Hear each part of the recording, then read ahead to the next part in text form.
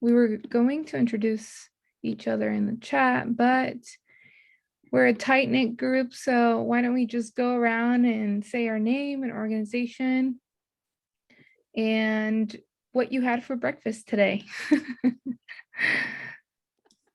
And I will start. My name is Yahaira, and I work for Thrive. I'm the Policy and Advocacy Associate, and I just had tea for breakfast. I have not had a meal.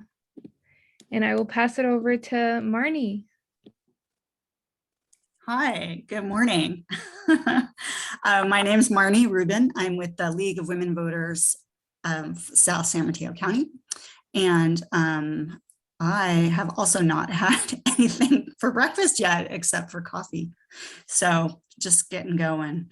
And I'm going to pass it off to my compadre, Betsy Colby.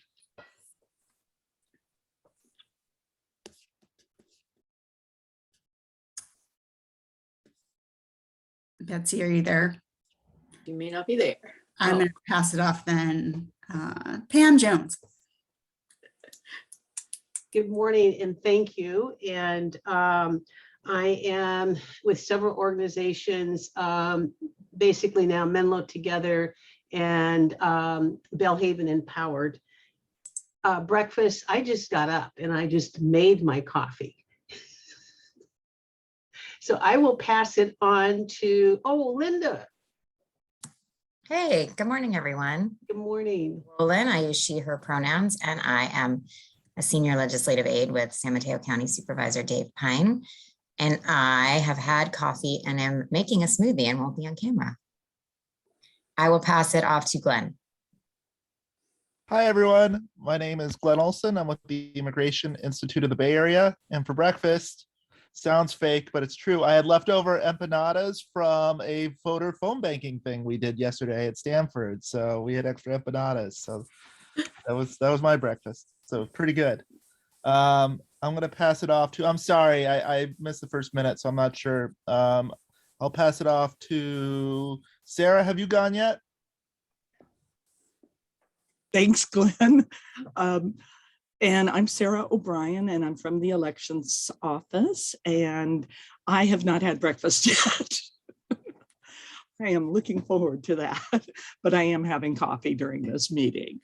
And I am going to pass it over to my associate, who I just heard pop open a can of probably Coca-Cola, is Hillary.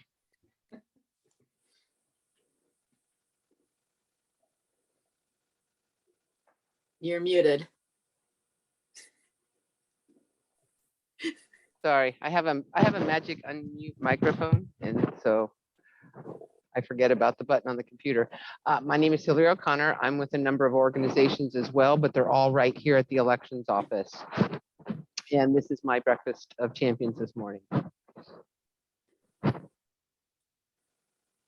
And I'm passing it off to, I just got here. No worries, Hillary. Let's pass Yeah, it here, over have to you gone? Melissa. Let's go Oh, to there you go. Melissa. Thank you. Yes.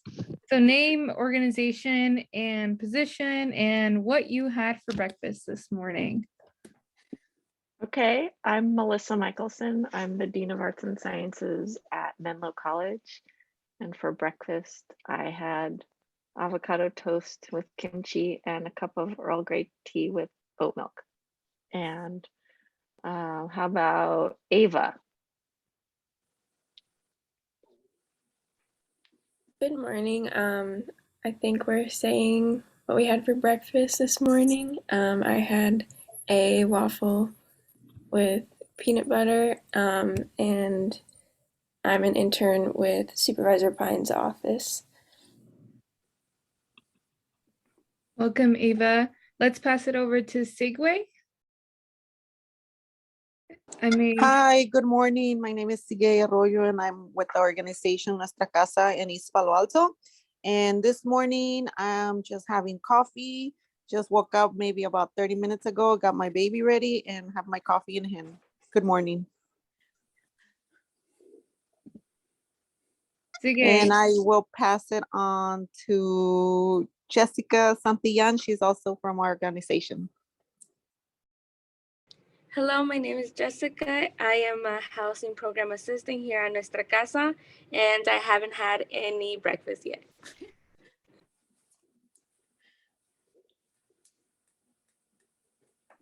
All right, let's pass it over to Betsy. Are you on now? Yes, my audio is working, but my camera isn't. I'm not sure why. But so I'm with League of Women Voters, South San Mateo County with Marnie.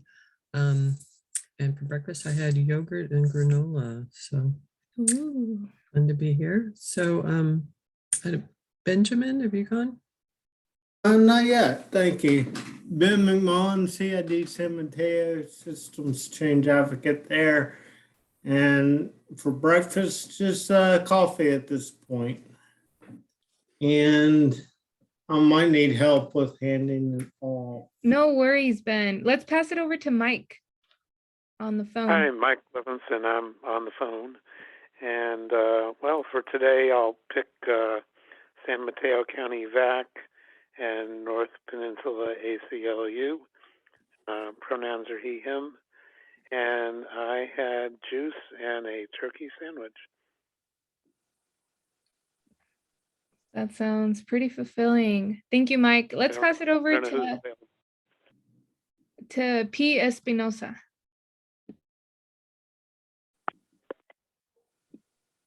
Poor Paul does not have a microphone. He did send a message earlier saying he's having coffee for breakfast right now. Paul is just a recent person as far as joining us in outreach. He's worked in probably every little area he worked with the vote center, worked on a pop-up vote center, worked in vote by mail, and I'm borrowing his help right now with some outreach. Thank you, Sarah. I missed that message. Let's pass it over to Andrea. We're saying name, organization, position, and what you had for breakfast today. Hi, all. Good morning. My name is Andrea Hill. I'm with Youth Leadership Institute. My pronouns are she and her. I'm a program coordinator that helps with a lot of the civic engagement programs we do have. And I didn't have anything yet. I'm making coffee right now. I'll pass it on to whoever hasn't gone yet. I think that would be I haven't gone yet either. All right, I'll pass it to you after Diane. Hi, I'm Maya. I'm with San Mateo County Health Policy and Planning. My pronouns are she, her, and I'm a community health planner working on civic empowerment and the community collaboration for children's success. I am also running on coffee only this morning, but I hope to grab a bar or something during our call. Thanks, everyone. Now to you, Diane. Okay, hi, I'm Diane Leeds, pronouns she, her, and I am with the San Francisco Peninsula People Power Group. I'm also co-chair of the VEOAC, and I've been up for hours and hours before 6, so I had plenty of time for my coffee, and my breakfast, which this morning was melted cheese on a rice cake with avocado and tomato. Ooh, yummy. Ooh, that sounds really good. Who is next? Marianne, have you gone? No, I'll go ahead. Okay. Hi, I'm Marianne with VEOAC, which is Bay Area Community Health Advisory Council. Let's see. Yeah, I'm just getting myself together as well. Oh, I'm community outreach specialist. And I've had a handful of pumpkin seeds. And I guess that's it.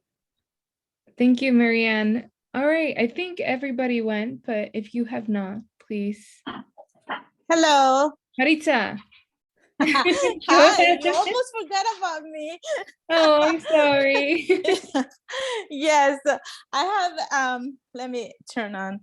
So my name is Maritza, and I am the community outreach program coordinator at Nuestra Casa of East Palo Alto. And what else? What did I have for breakfast? A toast with peanut butter and some bananas on top, and a coffee. And I'm glad to be here and excited because I like this work. Yeah, thank you. Thank you, Maritza. Anybody else? I think we've got everyone. Okay, so that is a perfect transition. I just have some quick updates. At Thrive, we are hoping to host an in-person VEOAC for next month. Yay! So if you're excited to join us in person, please RSVP as soon as the invite goes out. You all will have first dibs. We have limited space, but we will be providing some coffee and possibly some danishes. So join us, come for a quick meeting. It'll be fun. And it'll be at the CZI in Redwood City. So if you're close, come by. We'd love to have you. And I'll give you more information coming soon. And with that, I will pass it over to Sarah and Hillary. Hey, good morning. My voice is not 100% my normal voice, but pretty darn close. I had just lost it last week, so glad to be able to speak. Jim had hoped he'd be joining us. He had both a meeting with the Secretary of State's office and a meeting with Mr. Church this morning, so he was going to try. He may still, pop in and say hi. But if you have any questions that need to go to our, management, we'll be happy. Hillary and I can either take the message, or Hillary most likely can answer your question. Mostly it's an update from the elections office. We have all the activity going on to us, the election's already begun because May 9th, the first 3 vote centers opened, Redwood City at the county center, at the South San Francisco Main Library, and here at our office, Tower Road. We have had a trickling of people come in for voting. We've had more people probably already stop by, interested in seeing, being an observer to see the vote by mail process. Yesterday, when the person, had never been here before and saw it, I think they said, boy, there's not a lot to it from an observing point of view. It was pretty straightforward. And there weren't a lot of ballots, so they ended up saying, well, maybe they'd leave for the day. But all of you, it'll get more active. Diane, I remember, she came last election. She didn't stay long, but she got the overview from me that time. But once the election date happens, we'll be processing more and more. And so you might want to come by then. You can make an appointment on our website, or you can come without an appointment. It's just, we may not have enough space for more observers if you don't have an appointment. One of the things people want to see is signature verification. And that is an area where we do have sort of an observation lookout area, but it is not the biggest area for people to be able to see what's going on there. With let's see, May 28th, we'll open up more vote centers. It'll be a total of 9 by May 28th. On that day, there will be a few of them. Again, it's scattered throughout the county. And then finally, June 4th, we open up all 45 vote centers. May 9th, when we opened up the 3, we also opened up all the vote by mail drop boxes, our official drop boxes. And, we're picking those up currently twice a week. If you are one of those people who does Where's My Ballot from the Secretary of State's office, there's you can sign up to see the progress of your ballot. I know that there's always that concern when they put it in a drop box that it instantly doesn't tell you that it's in a drop box and it's waiting to be picked up. But those tank-like tank-like units that are outside have no problems holding on to the ballots. There's they can withstand rain and wind, and the inside ones, of course, very safe. The drop boxes are all over the place. We have one that, everyone's always encouraged us from the VEOAC to see what we could do about non-government buildings. So one place we're trying that's new this time, we list it as it's located in Burlingame at the Broadway intersection. And basically it's in front of a Walgreens. It's, Walgreens just past California. I looked it up myself on a map to see the map really says Broadway intersection. I give the address on Broadway as to where it's located. I think we say on there it's at the cross street, where the box is Chula Vista. It's a small cross street in Burlingame. And speaking of that, getting into the outreach side, we have bookmarks, we have quarter sheets, we have the flyers with the vote center list and with the Dropbox list available. With the quarter sheets and the bookmarks, they're available in the Spanish, Chinese, and Filipino languages. We have some quarter sheets that have Tongan. All of them have English also. With the list of vote center and Dropbox locations, printed right now is English, and off to the printer today will be the Spanish and Chinese. So if anyone needs anything, let me see what else we have. I think those are the main handouts that we have. Of course, we have copies of postcards that you've probably received in the mail. If you're a San Mateo County voter, you've received a redistricting postcard from us, letting you know what your new districts are that you're voting on. You would receive 2 cards that are for, generally about the election. The first one was about the vote centers opening dates and basic information. The second one, I think, let's see, I have them all in front of me. The second one is, again, going over your options for voting, which are, we say you vote by mail, ballot drop box, vote center, or the remote accessible vote by mail option. That is an option that our AVBM, we had about 600 people take advantage of it last election, which is many more than previous elections, because originally it was for people with disabilities and for overseas voters. But with COVID, it was decided to open it up to all California voters. So it's a tough one to explain, how to do it the first time, but once you do it, you might be like inclined to keep doing it. It's the basic idea of, you have to have a computer, an internet connection, and a printer. You can sort of download your ballot, you mark your ballot on your computer, but then you need to print it out and then put it in an envelope just like any other ballot. So, in some ways it's very much like using the vote by mail ballot, but it's a nice option for being able to, if you have a screen reader, that it can work with that, where our vote by mail ballot obviously does not. So that's the 4th option for voting.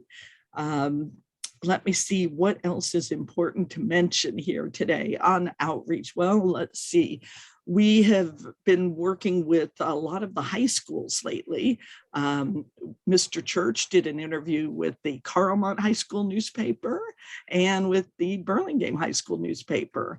And that is thanks to, we have an outreach part-time person who's a high school student. So we're trying to get to the youth that we've always say we need youth to register and vote. And we also are looking for people who, have limited English proficiency, and our communities in East Palo Alto and on the north side, Daly City, that we're trying to, really get more people there to be informed so they can make the choice if they wish to vote. Yesterday, Paul, our new person in outreach, and Casey went behind the San Mateo post office, where if anyone goes to the main post office, you might have seen campers, RVs that are parked there. And, you know, we're trying to reach those people who are a little bit more off the grid, the unhoused or homeless. You know, they saw, you know, somebody in their car, but they were on the phone. It's getting a conversation with someone who's in a camper has, you know, it's tough because they don't necessarily want to come outside to meet a stranger. You know, so one person was speaking Spanish and Casey was able to engage them, but they were not a US citizen. So, you know, these are the, you know, I'm sure you've all run into that if you're trying, whoever you meet, trying to encourage them to register to vote. You know, our community is very diverse, and you know, all we can do is ask to, and we don't need to know, you know, your status, but if you're not a US citizen, we're glad that you're not, you know, taking the, you know, filling out the voter registration, obviously. Let's see, other outreach, the League of Women Voters filled in for us at a booth at the San Bruno, it was the San Bruno Elementary School District, had a reading kind of fair. And it was the first, it's sort of like the first event since COVID. So that's the good news. I haven't heard how the turnout was there. Hopefully one of the folks from the Central and North County League can update us on that. And let's see, I'm trying to think of any other on the high schools. We've been getting out we have pre-registration posters. They're not too big, but they're, you know, maybe 18 by 12. If anyone wants some of those posters, we have pre-register at 16 and 17, register at 18 on the poster. And we have that one right now in Spanish and in English. We printed out about 250, and Casey's taken some to high schools, but we still have plenty to share. And those will be good, obviously, post-election too. I think, let's see, anything else, Hillary, do you want to mention petitions or you want me to? No, I can talk about petitions. We have quite a few of them going right now. I think we've got 5 or 6 in-house. 4 of them that we're currently doing raw counts for. Another one we're just waiting for the raw count. And we were told by the greater election community to expect another one to come in this week. As far as which ones they are, well, actually, while I'm finding this list, I'm going to double back to the observers that Sarah was talking about. We now have a new observer site on our web. If you go to elections, current elections, and down at the bottom, there's a bunch of little blue boxes and select election observer. There's all kinds of information there. There's a place where you can sign up to get an appointment as an election observer, you know, to observe again, because as Sarah mentioned, we have very limited space in many of our viewing areas, and therefore overall, probably no more than 10 observers at any one time. And, you know, just a couple at one station, maybe 4 or 5 at another station. But as far as what we have for petitions, we've received in one about funding for arts and music education, one for something about kidney dialysis clinics and state requirements. There's one, the online mobile sports wagering one came in, and we're putting stickers on that right now, page numbers to start the random signature check on that one. Also the one about reducing greenhouse gas emissions. We're going to be starting the random signature check on that one. And then the final one we have is something for funding for pandemic detection, but we haven't gotten a requirement to do a raw count on that one yet. We're waiting for the Secretary of State to direct us to do that. And that's about it for petitions at the moment. Any questions? Diane, I see you looking like you want to say something. Well, I just wanted to clarify, I'm assuming this is for the November election. Yes, these are all initiatives that are trying to qualify for the November election. Yeah, there's no petitions on the June one. It's all going to be November, but they all have them come in right at the election time. Wonderful timing, these people that plan these calendars. It's like they don't look at them together. They just all did them in silos and then threw them all at us and said, here you go, have fun. So we're having fun. So I guess I'm just wondering, these petitions, so is each county doing the same thing? Yes. Or, so you get your petitions for San Mateo County?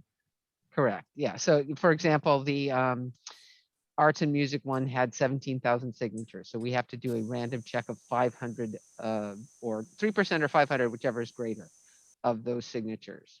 You know, the sports gaming had 18,000. The pandemic one had 19,000. So right now, all we're being required to do is somewhere around 500 signatures for each of these. Then we report those to the Secretary of State. The Secretary of State has a magic formula where they say, you know, we send our numbers in and they go, okay, it failed. They don't have enough signatures. They're not going to have enough signatures. It's done. Then they can say, okay, there's totally enough signatures. It's going on the ballot. Then there's the horrible, god awful gray area in the middle where they say, yeah, we don't know. You got to count them all. And then we have to check every single signature in the petition. And those are the things that the days that we dread. See another hand up, someone on the phone. Is that Mike? Yeah, it's Mike. Mike. I just thought of this when you mentioned that you could accommodate up to 10 observers potentially. Is there some process where there's an ability for people from different sides of the political spectrum to be guaranteed to be able to observe? Like if you get, you know, a whole room full of one party or the other party's representatives and somebody from the other party feels like they're shut out, is there a way to handle that, or do you do something like ask people in advance if they have We don't check affiliation? political party but at the door. So that's we don't know or care who's coming in the door. We have a set, like I said, a set number of stations, but if and we have appointments, so you can sign up to make an appointment to come in to be an observer. If you online, that we have this appointment schedule, or you can call or you can email and say, you know, I want to come in on this day.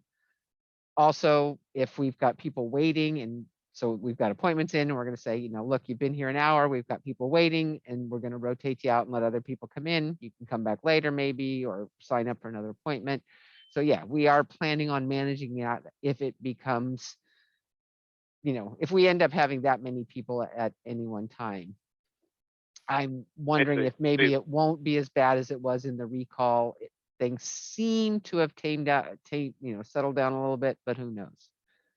So at least you have a time limit of some sort. We're not gonna let you camp out, especially if we got people waiting in the lobby that want to come in and play. We're not. That's what I was saying, because I'm just trying to avoid limited sandbox. You got a police who's coming. I in. wanted to observe, and they wouldn't let me in because the room was full all day. Yeah, no, that is not going to happen. Okay, that's all I wanted to ensure. Thank you. Yep. So Sarah, Thank you, did Mike. talk about the courier? Yes, and I was going to keep going on. I realized I didn't talk about that. You know, we're doing the ads right now. You know, we're just starting up with advertising, and mostly it's in the newspapers that would be, you know, more towards the Filipino community, Spanish speaking community, Chinese. But we did get we have an ad coming out in East Palo Alto today, most of the websites, you know, so if you're not seeing an advertisement, it's because I haven't targeted you, your voters. So, you know, I'm trying to, you know, reach out to the different communities throughout the county. And what Diane helped remind me about is that we put out a plea, and you probably received it an email in case you didn't see it. We need couriers. It's election night, but there is I think it's a 1 hour, maybe 2 hour, but probably 1 hour training that you need to attend ahead of time. And if you have any questions about being a courier, you can give us a call, find more info on our website. It's election night for a few hours. You need 2 people in a car. The driver must be at least 18. People can do it with their children if the child is 15, but it would, a parent sort of family connection would be probably the best on that situation with a teenager. You're paid $85 for going to maybe the vote centers and picking up, I just admit it, picking up ballots that are locked in boxes and bringing them back to Tower Road. You're paid a total of $100 because it's $15 for the training, but you have to go to the training and be a courier, actually do the job election night to receive the $100 total. And that would be, a separate payment for each person in the car. It's just something fun you could do. You probably stop at 3 places at most and drive here. It's pretty quick, but we need more people. Thanks, Diane. Yeah, go. Any questions for Sara or Hillary? Yes, would you put the information in the chat for the website? And my other question was, how do I receive the Tongan? Is it outreach material? I need to get some of those. Sure.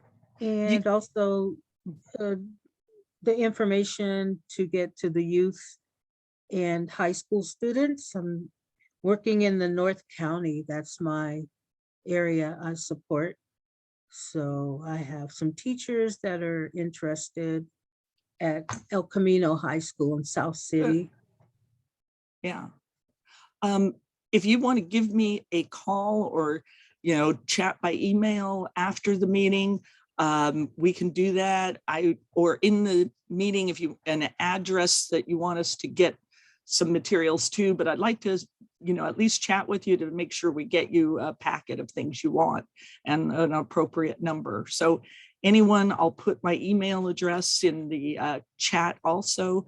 Feel free to contact me if you want us to get you some of our materials. If it's just like 3, we're probably 3 posters, I'm going to probably mail them to you. But if you're able to get things out among the community, another thing I hadn't mentioned was that we've gone out to the different markets that are mostly Spanish speaking, but there have been some Japanese speaking. I think but we have a list of markets that we've gone to, and many have been very receptive about putting our information into grocery bags. So trying to reach out to the community that way too. And you're welcome if you have a particular market in your area that maybe we didn't get to, or we got a no from the person, but you shop there and you can get the yes. Feel free to ask me to get you, our pack of little quarter sheet information sheets is about 250, and that, we can easily get that to you. So look forward to providing materials to everyone. Thank you very much. Anybody else with questions for Sara or Hillary? Don't see any other hands. So what we'd like to do next is if we could go around to the different organizations besides the elections office that is doing voter outreach, and just give us an update on what you're doing, where you might need some assistance, either in terms of materials or warm bodies to help. That would be wonderful. And I'm going to actually start with Yahira with the voter the voter toolkit and the stipends. I'm just curious as to how that program's going. Awesome. Thank you, Diane. So I see a lot of familiar faces who have received the election toolkit. We had successfully delivered it. So thanks, Diane. Thank you to everyone for just responding on a quick basis and just getting back to me as soon as possible. So I hope that you were able to use all the materials. In any case that you do not have the materials from the elections toolkit that Thrive created in partnership with other organizations, let me know. I'm also going to put a link in the chat to our public folder. Feel free to look around, see what you can find. We had a folder where other people also included their information. Here, I just found it. Give me a quick second. And I'm adding it to the chat. But as always, if you need anything else from me, please email me, let me know. I'm happy to give those materials over to you. We can deliver, Sarah. Okay, Sarah's saying that they can deliver election info materials to share with the network. So let us know. We're here to support. I think where we are now is we've been checking in with individuals and just seeing how their process is going. I'm so eager to hear about Melissa's event that happened last week. You still owe us some pictures. I'd love to see how all the students engage. So Melissa, go ahead and take it over. Let everyone know how wonderful your event was, how much cotton candy you had.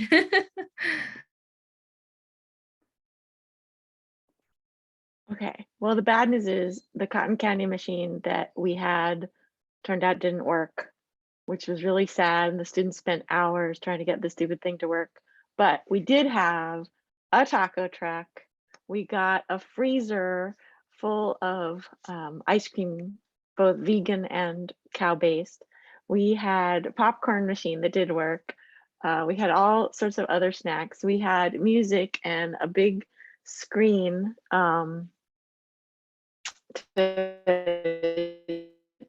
the students, and we had amazing turnout, probably because of the taco truck, not gonna lie, but the students did an amazing job. So for context, this is finals week. We are now in the middle of finals week and commencement is Saturday. So unfortunately that meant we wanted to wrap up our registration voter turnout drive up last week before the students were totally overwhelmed by finals. So we did it on Thursday evening. And it was great because by Thursday evening, everybody needed a taco and some horchata. And 2 election officials came with a Dropbox. We got some people, so Menlo College is used by a lot of neighbors as like a park. And so we also had like neighbors walking through and be like, hey, what's going on? We're like, hey, you want a taco? And while only one student put their ballot into the Dropbox, a lot of people were reminded about the election and that they needed to get their voting done. And so we think it was a really successful event. Of course, we're waiting to see whether the numbers back us up. I would love, so also the students did like all these last minute campus visits. They blanketed the campus with posters. They left little pieces of paper about the event and the election on tables in the CAF and in the library. I wonder if I can show you all a little video. Do I have the power to show you? Okay, hold Yes, on. you do I have got to show you this because it is so amazing. So, okay.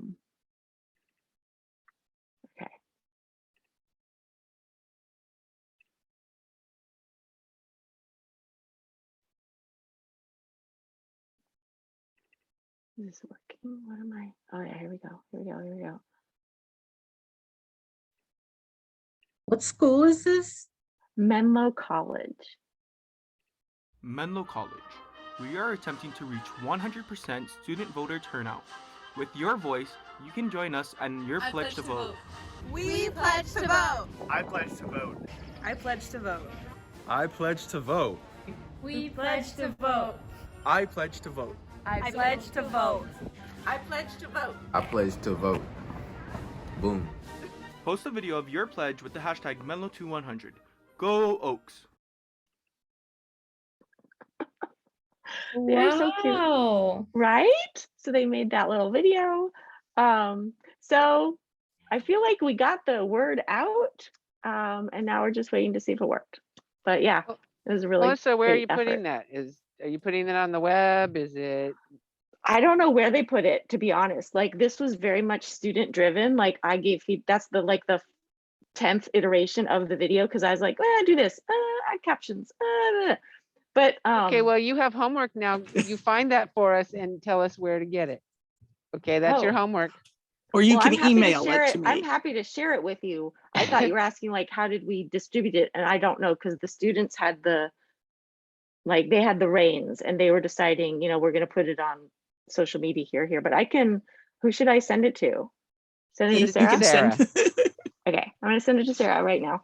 Thank you. Yeah, I'm very proud of them. So the team is all writing me narrative reports to give me details on what exactly they did, and then I'll write that all up too. So Great. yay. Yeah, that looks wonderful. Yeah, they are so awesome. Marnie or someone else from the South County Legal Women Voters want to give us an update, or Betsy? Betsy, yeah, I can talk. We've had a few events. I don't know if I told you last time about the Atherton Earth Day. There was a very good turnout there. We were at the Sheriff Candidate Forum, Menlo Park Farmers Market, and then I'm hoping to work with Maritza on some of the New Restor Casa events. The East Palo Alto Farmers Market. We're going to go out to the Portola Valley Farmers Market. But I am seeing a hesitancy. People don't really want to get too close, and they don't really want to take materials. And I even contacted the Redwood City Farmers Market. The Kiwanis are organizing that, and they declined my request to have a booth there. So people are, I think a little, sort of cautious right now. That's it. Yeah, thanks, Betsy. This is Marnie. And if you have a list, I know Betsy's putting together a list of all of our upcoming events too. We'll need both English and Spanish speakers if possible. So Betsy, if you have that, that'd be great if you could post it, or I can email it out to the group after. But yeah, so Betsy's been amazing at getting us different booths and tabling and all that sort of stuff. We did a large printing ourselves and distributed a bunch of flyer material to different groups. And then hoping to follow up with some phone banking, again, just reminding people to vote and seeing if they have any questions. And we'd like to do that in both English and Spanish phone banking. We've run into a little bit of a roadblock with our community organizing team that we wanted to use for both English and Spanish outreach activities, but we think that we found a great solution. So we're working on that so that we have some time in the next couple of weeks to actually do some outreach, particularly in Spanish in some of the areas we want to work with. So, and then we are rolling out our Google Ads program in both English and Spanish. So again, to remind people to vote, and particularly to give them the elections office website for more information in any language, so that is on the docket. One thing we just wanted to throw out there as well is, and I'm not sure what the group thinks about this, but the negative campaigning that's been going on. And I won't mention any specific races or anything, but there has been some negative campaigning that we feel can affect our voters in terms of not being able to know who to trust, and stuff is coming in the mail and this and that. And it just, we just get concerned a little bit that it's not clear who to trust. You know, we're all about like civil discourse and disinformation busting and all of that stuff. So just wanted to throw that out there, especially in a primary. We're just kind of wondering and moving forward what that's going to look like in the general election. If that's going to continue, it's just something for us to be aware of. So throwing it out there, but again, thanks for everything. Everyone's doing some amazing things, and that's all for me. So Marnie, along that line, I'm assuming you guys are pushing the voter's edge. I mean, do you think the people that you're talking to at least view the League of Women Voters as a source of kind of nonpartisan, impartial information? Yes, I mean, we always are trying to be nonpartisan, trusted messengers. But even as Betsy mentioned, we've talked about this idea that the farmers market declined our application, and we're just worried, not so much about the league, but just about this engagement in political activities or engagement in voting. Even we're all about voting, and this engagement in voting is looked at as like political or something. But so yes, but we are trying to just say nonpartisan, referring to the elections office, referring to Voters Edge, and just trying to stay as out of it as possible. We won't say anything, but as we table and as we're out in the community, we're just kind of wondering when people ask us about this, like how to best deal with it. It's not, it's not unique. I know there's negative campaigning all the time, but seems a little bit egregious right now. There's some stuff going on. So anyway. Okay, thanks, Marnie. Yeah. Who would like to go next? Can I go? Yeah, go ahead, Glenn. Hi, yeah. Again, I'm with the Immigration Institute of the Bay Area. So yeah, we've completed our phone banking for the most part. Volunteers did a great job reaching to primarily Spanish speakers, called 860 people, new citizens over the last few years, for many of their first primary. A lot of them excited to vote.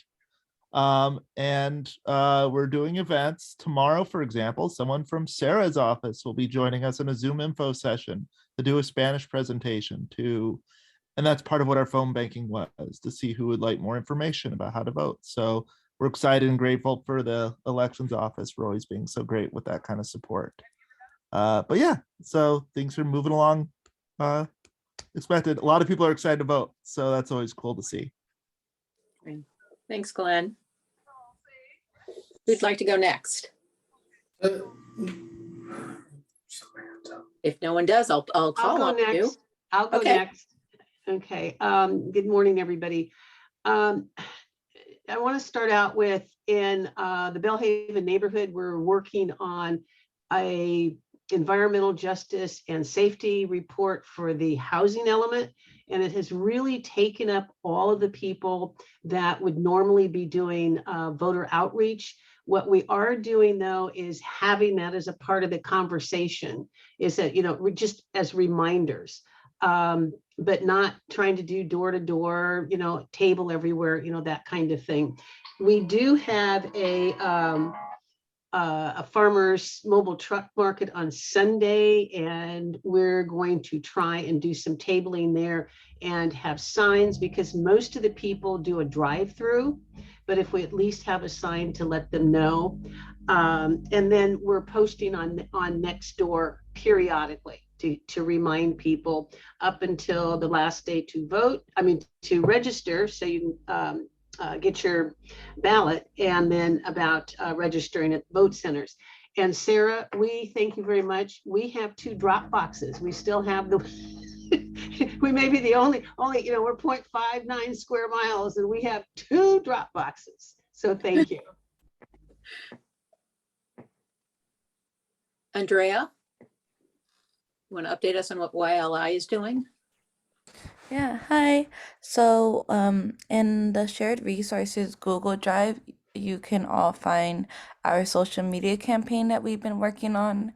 Our youth have created a couple videos, a couple Instagram stories that you could utilize, and like a voter plan, slide deck. So yeah, check that out. It's in the shared Google Drive. I can also drop it into the chat as well. And yeah, there it goes. And so that was the first part of our social media campaign. And then the second is that our youth is working on making a youth-friendly voter guide, and we will be having that being featured on our website. And we're hoping to finalize that by this week, so it's up and running at least by Saturday. And I can share that with you all when it's all done. Great, thank you. I see Lillian.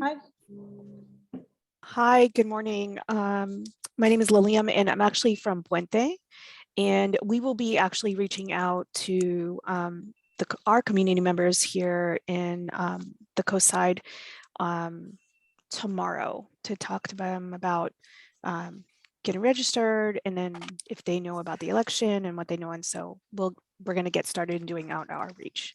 So thank you. I can go next. This is Maritza. Go ahead. Okay. Yes. What we're doing right now is we just started this project. As you know, we're new to the meetings and all of this work, although we have experience already working with the community in different events. I did, Nuestra Casa is doing, adding to different programs that we have. We did a door-to-door information to the families in East Palo Alto, and we're also doing pop-ups events at some of the high schools in Redwood City. We're gonna have our registration event at Summit Redwood City Prep this Friday, this week. They're gonna let us do a table and give information, and also helping the students, to who's eligible to register. The school is sending the flyers to the families so that they come prepare for the registration on Friday, which is a good collaboration with Summit Prep in Redwood City. We also did another pop-up event on Friday, May 6th, I think. Yeah, May 6th. We got, it was not that bad, but it wasn't like really good. We only had 6 youth register at that event.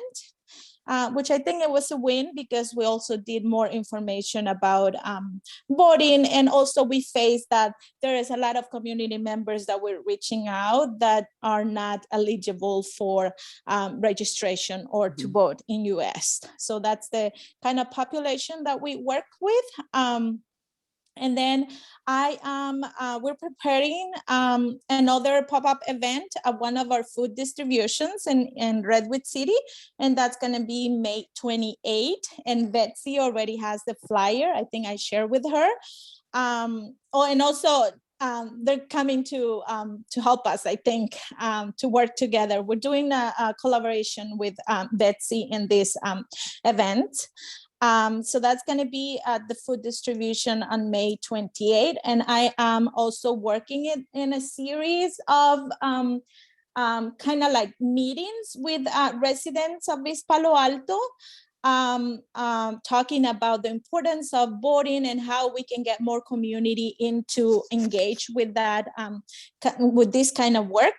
And then we had the mission for these meetings is to for our community members to have that real-time conversation with some of the candidates that are running, and they're coming in the ballot. So we previously had James Coltman in one of our meetings with the parents, and we're planning to have another one. Actually, today we had another one, but I had to cancel because there were some cancellation at the last minute. But we will continue doing. It's a series of our families to meet candidates and to be able to ask questions. And then we have parents participating in those meetings with the goal of keeping them informed and that they can pass to their families and friends where they connect with. And all of that is the registration, it's involved in all of the events. So we have the forms for that. And also we're going to be helping the farmers market with Betsy on May 25th, which is a good opportunity to continue working with our community. And we're also we did an article that it's going out probably this week.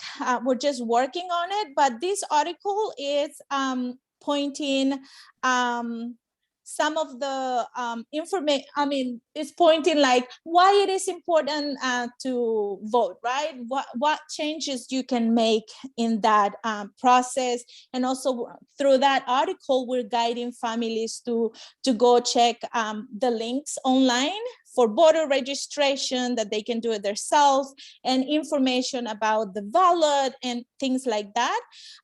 It's an informational article that we are putting together in order to get our families to know more and also to engage in these kind of projects. We think it is very important. Right now, I'm planning a pop-up event with Keep Esperanza High School at East Palo Alto. I'm in the beginning of the process, but when I get more information, I can pass it maybe for the next meeting and see how we will do that. And also, and also I would like to say that if there is an opportunity for us to help with phone banking, we would love to do that. So whoever can connect me with that, we have a team who is working in this, and we will be happy to help to do phone banking for whoever is leading that project. Or if we can also kind of get that information to us, we can set up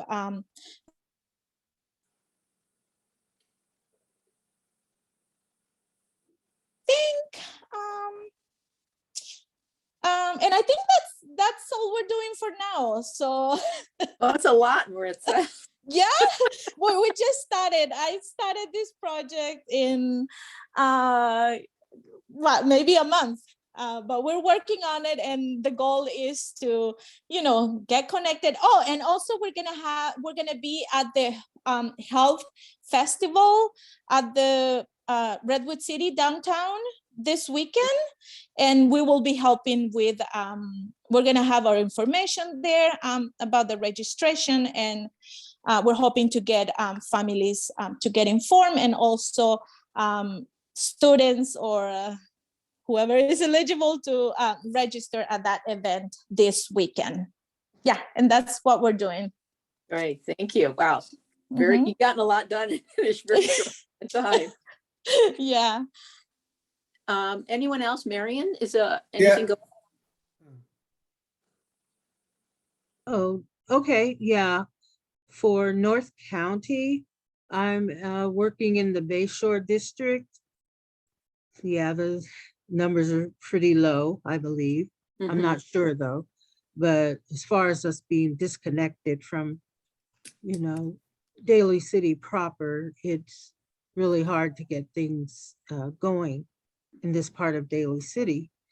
So I'm actually on the board for Bayshore Elementary School District. So connecting with the parent-teacher organization, and the parent-teacher organization is having a family mix fit where they're doing exercise. It's a free event today from 4 p.m. to 6 at the Bayshore Elementary School. So I'm going to be tabling there. and any other events that pop up. And we're actually trying to get the Bayshore School to actually do a vaccination clinic as well. And we would table there. So my team with the BACHAC would be the supporters of that, but we could also use volunteers. So I heard, I believe it was Diane said that if we needed warm bodies for volunteers to help out in some of these events here in North County, we would very much appreciate that as well. Do you have a specific event you're looking for some assistance at? Well, today I'm sure that's not going to happen, but in the future, we're going to be picking up more events at Bayshore School. I would say in the next couple of weeks, so I can keep you posted on that. Okay, that would be great. Thank you. Diane, I saw Ben's hand up. Go ahead, Ben. Yeah, I can't. Yeah, so I think it's been since the last VEOAC meeting that we co-sponsored another candidates forum with Thrive, as well as through the Disability Organizing Network, which I'm part of through CID. We had a webinar on that focused on redistricting and representation. And we also have one coming up on knowing your voting rights. So kind of the ins and outs of what you can expect when you get to vote centers. Also kind of parsing out facts from what you're might be hearing out there, and what's relevant to California, what's relevant to other states, such as ID laws, things of that sort, and just make sure people know their fundamental rights when they go to vote. So. Thanks, Ben. Did anyone else? Because I can't see everybody on my screen at once. My cat's his hand up. Okay, yeah. For some reason, on my top row, it's cut off, so I can't see any hands raised. If you're in the top row, go ahead, Mike.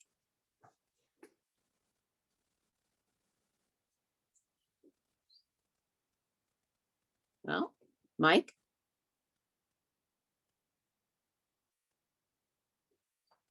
Well, maybe I waited too long to call on him. Yahira, anything else that I guess the one other question or other thing I wanted to bring up is, you know, Thrive has hosted a number of candidate forums, many of which were translated into Spanish as well. I'm sorry. Oh. I don't know what happened. I thought I was unmuted. I missed. Yeah. Okay, go ahead, Mike. Anyway, we briefly had a text bank last night at our ACLU North Peninsula chapter and recruited a few volunteers additionally to do the text banking and train them. And it was basically get out the vote registration and explaining the top two open primary and how certain people will be elected in this June voting and not November. So it basically, I don't have the statistics for who did the texting and how many people were called, but we'll probably do several others between June and November. Great, thanks, Mike. So yeah, so back on the candidate forum. So they're all available on the Thrive website. I'll kind of let Yahira give a little more information on that. But I guess just a general question, you know, especially as since there for some of the seats, there's a lot of new candidates running. And if people have time, I mean, I don't know how many people are going to be willing to sit and listen for an hour to the different candidates. But again, that's something you may still want to offer as a resource, especially since it's both in English and Spanish. And I know I certainly learned a lot about the candidates. Yahira, can you add some more to that? Yes, of course. I want to share my screen real quick, just to show you how easy it is to get to the candidate forum page. So once you're on our website, thrivealliance.org, there's a button right here that says Candidate Forums, watch all recordings. Once you press that button, we have all our candidate forums that we've hosted in partnership with you all and many other partners. And on the left-hand side here, you can see we also offered a sheriff questionnaire, and we have both candidates, candidate Bolanos and candidate Corpus, and we even translated them in Spanish. So if you want to share the questionnaire, there's some questions that were organized by a coalition of people that represented a lot of communities. So there's an opportunity to learn from the sheriff there, or you can watch the League of Women Voters South San Mateo candidate forum that happened in person and went on Wednesday, April 27th. But here we have Congressional 15 District. We have a candidate forum just specifically on citizens, climate lobby. They ask questions about the climate to the next congressional candidates. We also co-hosted a forum for District 3 for Board of Supervisors. We had a forum for District 2, and then we even had a State Assembly District forum. And lastly, we had a forum with Supervisors District 2 and 3, and specifically focused on children's issues. So there's a diverse opportunities for you to learn about all the candidates, and also share it with your network. These are about an hour and a half, but I know people like Andrea or others have been using clips. I would just recommend, if you're using clips, to do the intro with all candidates, so it shows all opinions, or the closing statements. There's some really good ones in some of these files. So if you're interested, head over to this page and get familiar with the candidates. And I think it's really helpful when you're talking to people to know a little bit of their opinions on the next issue. So I'm going to stop sharing my screen, and I put the link in the chat. If you have any questions, let me know. As always, feel free to email me. I'm not sure if I will be the last one to go.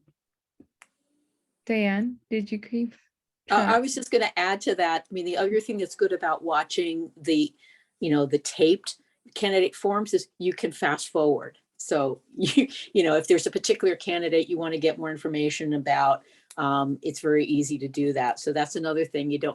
People don't need to sit through the entire 1 or 1.5 hours. You can selectively go through and really learn about the candidates. Does anyone else have anything else to share about what they're doing for voter outreach? Just from people power standpoint, again, we were also at the Sheriff's Forum, spending more time just talking about what was going to be on the June ballot and making sure people understood that for some of the races, if there was only 2 people in the race, it was going to be decided in June. So don't wait until November to vote. You needed to vote in the June primary. And then the last thing, kind of as my other role as a long-term care ombudsman, been trying to do some outreach in terms of getting voter registration forms to people who are in long-term care facilities, especially some that have recently moved. I've got one lady who's filling it out, and hopefully we'll get it in time. And then going to some of the larger facilities to drop off blank voter registration forms so that the staff, when new residents come in, they can start including that in their welcome packet so that their addresses get changed when they make that move. And that's all I have. Well, that's amazing, Diane. That's really important work. Thank you for taking your time and doing that. I know we all appreciate it. I think if nobody else has anything else to add, we have okay, Sarah's saying we have a quick fact sheets about elections, several languages from the office if you like any. Okay, so Sarah, can you put your email in the chat? And then I will let Linda Hey, good morning. I just have a question. Sarah and I had a brief email exchange about this, but with regards to the which elections may or may not be decided in the primary, Sarah, what's the easy, where is the best place to refer people to if they want to understand that, or where the material? I think it's really confusing because some of the statewide offices are required to have a general, even if somebody passes 50% in the primary, but the local races aren't. Sometimes it's two candidates, sometimes it's small. It's very confusing for people. So I just wonder what the best written resource is to refer people to for that. I had trouble finding it on the SMC Vote website myself, but maybe that's. You're muted, Sarah. There we go. I know I owe Linda looking at our website too to see if it was there, I can find it. But we had emailed about that, and it's been one of these things that, how do I put it? It's been this way, and it's probably not exactly right, but it's been top 2 for the state constitutional offices for a few years now. I can't remember the exact date, but and it's a tough one to explain that the county offices, it's 50% plus 1, then they don't have to go on to the November election. But if they don't reach that, they do have to go on. We have it written in the sample ballot that gets mailed to everyone. We have it, let me see where else. The quick facts only talks about, because it's from the Secretary of State, only talks about the top 2 portion. And I know people don't necessarily read their sample ballot voter information pamphlet from us thoroughly. So sorry to interrupt, Sarah, but just wondering, for those of you that are doing outreach and are tabling and in the community, do you get asked about this a lot, or is it sounded like Mike presented it in his work of the other day, but are others getting this question? What are you finding you need to say? I have a document that I wrote up, and I'll pass it along to Yahira, because I was confused too. I'll pass that along if you want. Yeah, I mean, what I've done is I created a list of the offices that are on the ballot in June, and basically kind of separated by which ones where the top, separated by where it's 50% plus 1, the election is done. So it was clear that the statewide offices, it was like top 2 moved to November, and then the county offices, if anyone gets 50% plus 1, it's done. Otherwise, it moves to November. The thing that's hard is because for the first time is we have a lot of people running for supervisor, so it's very likely that it will move to November. And then there's other offices where there's 1 or only 2 people running, and it will be decided. And sometimes I will just not wait for the question, but just kind of explain it as a way of making sure they understand how the June primary works. So not even waiting for the question. But yeah, I have not been able to come up with a really easy way to remember. It's very complicated, but maybe it sounds like something between Betsy's document and your document, Diane, might be a good piece of collateral for you to have when you're talking to people, just to have a cheat sheet or yeah. I don't know. I've been given some information about the reminder that, on our end, of course, if any of the races for county office are moving on to the general office, we will do a press release about those. Let me see what else. I mean, I think the main thing is people don't know to ask. When you say, are people asking questions? No one would know to ask, well, is there a difference between the primary and the general? Is about as specific, I think, as you might get. Yeah, because people don't realize, even when you only have 2 candidates running, that the election can be decided in June. So again, similar to what Sarah's saying is, I haven't waited for the questions. I've just pretty much offered that as information in advance, just so people are aware that this is why the June primary is important, because if you don't vote in June, this race is not going to be on the November ballot, especially the local ones. But nobody knows yet until election night which one, and maybe not even election night. You know, we do have 30 days to certify the election, and anything that's close, you know, we are going to check before we release the count if it's something, you know, 1 vote difference. But, you know, certainly that then probably doesn't make the 50% plus 1. But, you know, it's something that we'll know in a few days after the elections, perhaps, if anybody is clearly getting 50% plus 1. Yeah, so I mean, frankly, I mostly focus on the offices that have 1 or 2 people running. And really emphasizing these are the ones you need to make sure, you know, these are going to get decided in June, and not even worry so much about the other races.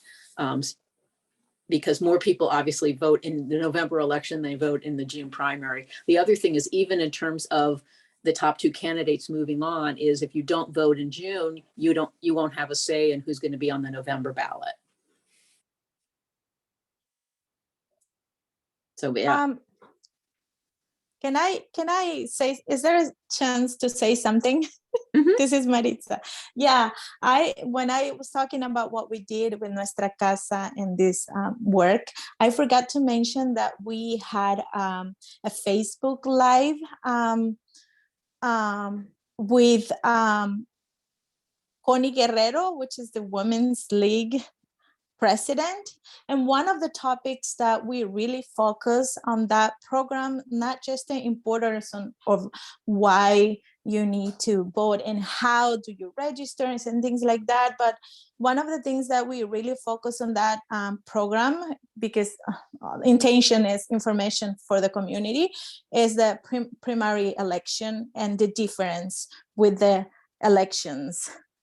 So we touch very good basics things in that, because I think it is important. People don't realize that primary elections are as important as the general, right? And then, so that was one of our focus with that program too. So we wanted it to cover that, and as sending families to where to register and get more information through the San Mateo page for that. Yeah, but that's something that really touched a lot in that program. And I think it is very important, because we have to move from there to what's coming next, right? And our families need to understand that. Another thing is that we focus on that program is that, I mean, really, there's many Latino families that are not eligible to vote, right? But our kids are, you know, they're US citizens. So we try to get the families into that idea that it is okay if you cannot register, you cannot vote, your kids will do it. And we have to be informed in order to have our kids, you know, with that in the future. So those topics we touch a lot in the program, and very excited for that. So that's something else that I forgot to mention that we did in May. Yeah, that's great. Thank you. Yeah. I mean, I think this whole discussion really comes down to is it's not an easy question to answer. It really takes a discussion, because it is somewhat complicated. So that's, you know, I think that's just the approach we have to take. Yeah, Jaira, is there anything else other than reminding people again, the next VEOAC is on June 29th in person, downtown Redwood City? Yes, exactly. Zuckerberg Institute, or whatever the eyes for, right across the street from the movie theaters. Yes, so we hope to see you all there. Thank you all for coming. I will return a couple of minutes back to your day. Hopefully everyone that didn't have breakfast can take these extra minutes to go and have some breakfast. But thank you so much for joining us. As always, I will follow up with the recording and some of the resources that we heard about today, and the invite to the next meeting. There's limited spots, so please RSVP as soon as possible. We'd love to have you. Does chocolate pudding count? Yes. It counts. So thank you, everybody. I hope you have a lovely day. All right. Thank you, Yahira. Thank you. Bye-bye. Bye. Bye.